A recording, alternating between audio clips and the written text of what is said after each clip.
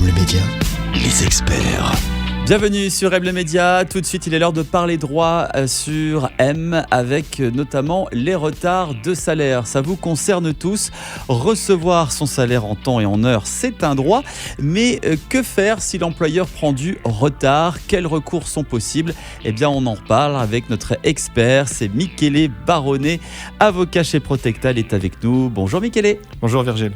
Tout d'abord, Michele, à partir de quel moment on peut considérer que l'employeur est en retard en termes de paiement de salaire ? Alors ce qu'il faut dire avant tout, c'est que le salaire, c'est la contreprestation de votre travail. Vous avez droit à votre salaire si vous avez effectué un travail, c'est ce que prévoit votre contrat. Généralement, les salaires sont versés autour du 25 du mois, mais on considère, à moins que le contrat ne prévoie pas le 25 ou une autre date, on considère que l'employeur est en retard dans le versement du salaire le jour qui suit le dernier jour du mois. Donc voilà, le 31 mars, s'il n'a pas été payé, le 1er avril, il est en retard. Donc alors voilà, s'il est en retard, qu'est-ce que l'on peut faire concrètement pour se défendre ? Alors, il faut commencer par interpeller l'employeur en envoyant une lettre recommandée. Peut-être il peut aussi se renseigner déjà. Est-ce qu'il y a peut-être un problème de versement bancaire ? Mais s'il y a un autre problème ou une suspicion de un risque de faillite qui pourrait arriver, faites un courrier rapidement, un courrier recommandé, conservez la copie du courrier que vous envoyez et la quittance du recommandé, dans lequel vous demandez à ce que le salaire vous soit versé rapidement, mais notez aussi le délai, 3 à 5 jours, c'est quand même urgent, vous avez besoin de payer vos factures, 3 à 5 jours, faute de quoi vous serez obligé d'entreprendre d'autres démarches. Alors justement, si le retard persiste, quelles actions légales peut-on entreprendre ? Alors, peut-être essayer encore une fois avec un courrier dans lequel vous le semez parce que vous êtes obligé maintenant d'agir si c'est toujours pas fait. Vous avez la possibilité de le mettre aux poursuites, d'envoyer un commandement de payer à l'employeur.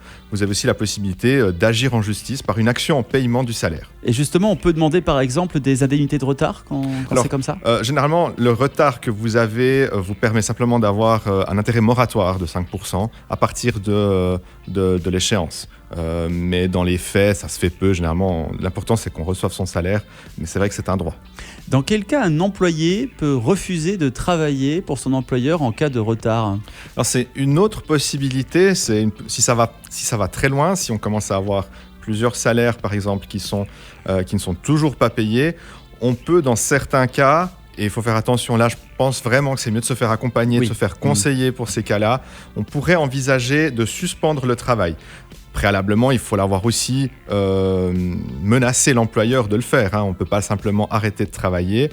Je dis ça qu'il faut vraiment se faire accompagner parce que ça dépend des contextes et il y a des risques après. Il peut y avoir de gros problèmes si après il y a une résiliation parce que vous n'êtes pas présenté à votre poste, des risques aussi vis-à-vis du chômage. Donc vraiment, en fonction du contexte, faites-vous conseiller. Avant de ne pas se présenter à son poste de travail, on peut aussi demander une résiliation de son contrat de travail s'il n'y a pas versement de salaire. Même chose. Là aussi, il y a une possibilité lorsque c'est grave, lorsqu'il y a plusieurs